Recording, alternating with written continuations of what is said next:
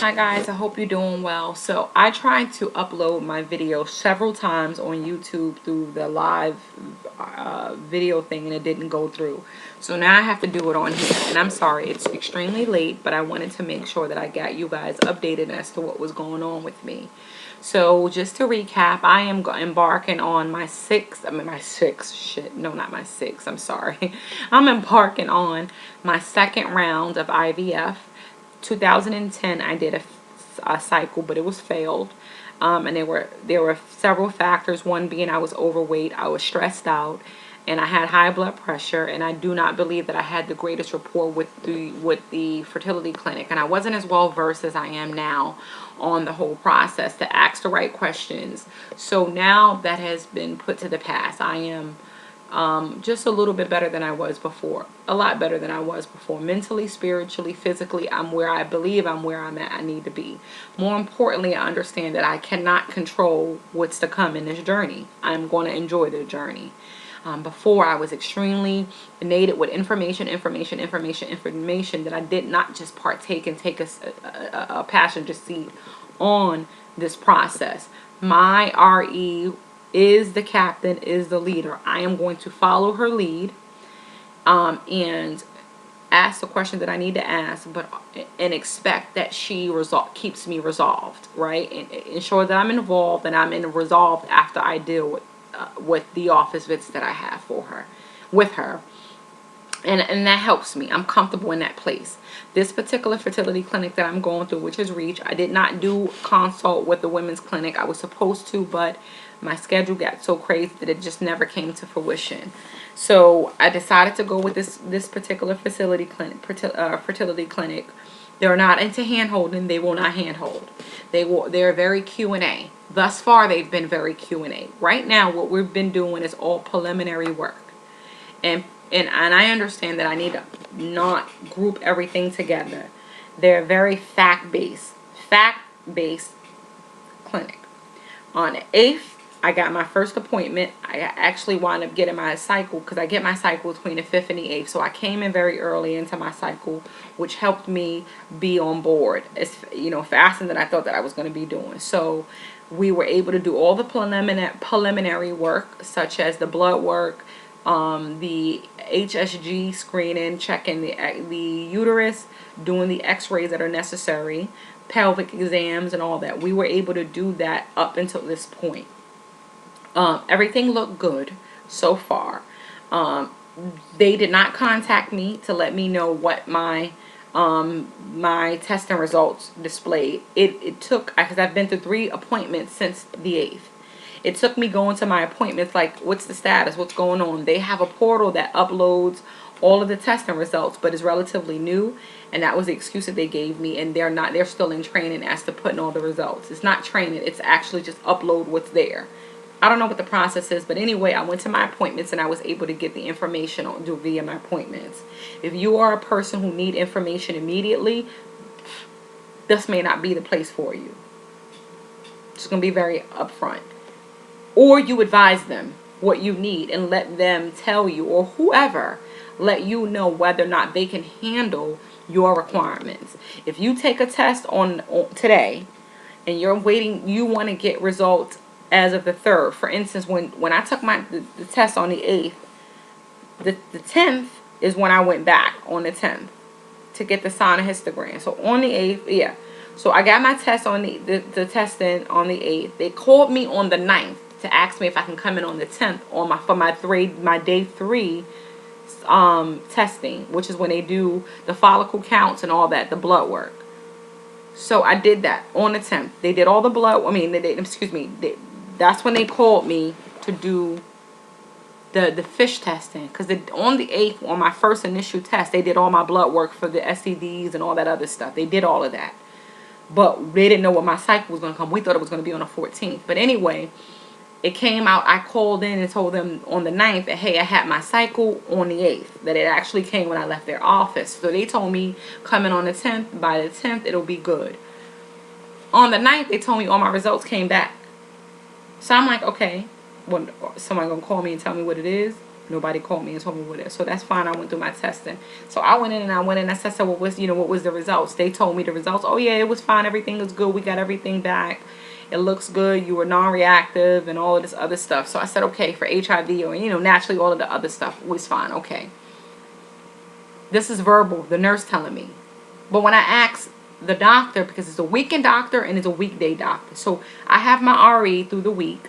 And any testing and stuff that you need, they're not going to just not let you have this testing. They have a weekend standing staff. So the weekend doctor was very, like I said on my last video, was very like, I'm just going to do my part and I'll push you off. Any questions you ask your RE. Fine, you're not my doctor, whatever. I'm not going to worry about you. I'll let you do your job, report what you got to report, and I'm going to move on. But anyway, it was through her that I got my results. So fine. I come back in a few days later to meet with them to get the sauna, the HSG testing. And I believe I did the HSG testing on the 16th. So I go, they do all of the sonograms and all of that other stuff, and it comes out that I have to get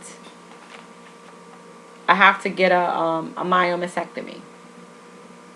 And that's because I have fibroids in my uterus.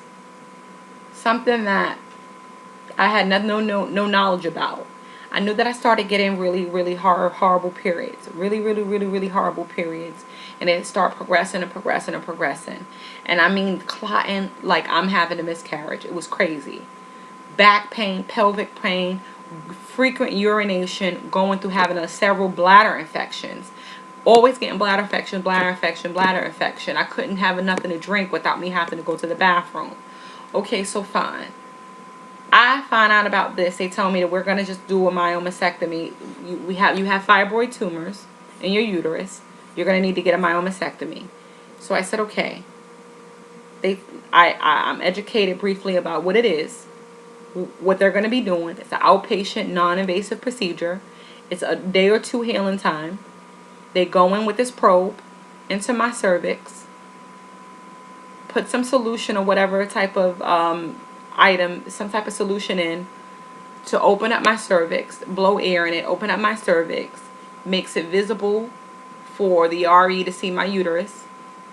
They then, with this probe, it's a camera to help guide them through to see all of the fibroids that are there, and they just basically clean it out and burn it out.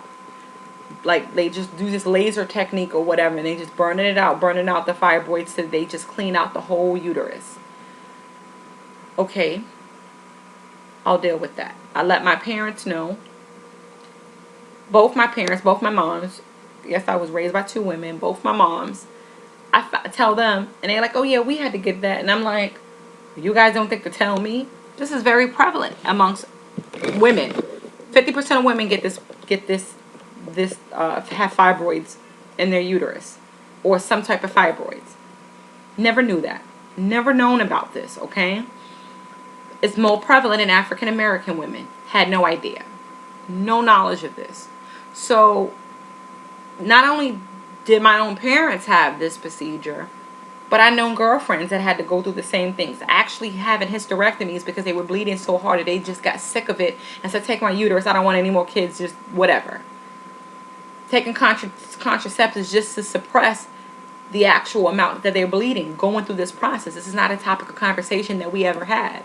It just lets me know how we fail to really talk about things to prevent us from going through, that could possibly prevent us from these pitfalls or these surprises, at least being abreast of what's going on. I need to really reassess the conversations and the communications that I have in my circle. And then I said that we don't talk about things that inspire to help us as better as women, but I can just say that we don't talk about the things that we go through in our bodies so we can have our sisters check if that's what's happening to them, so they can just cross out those things.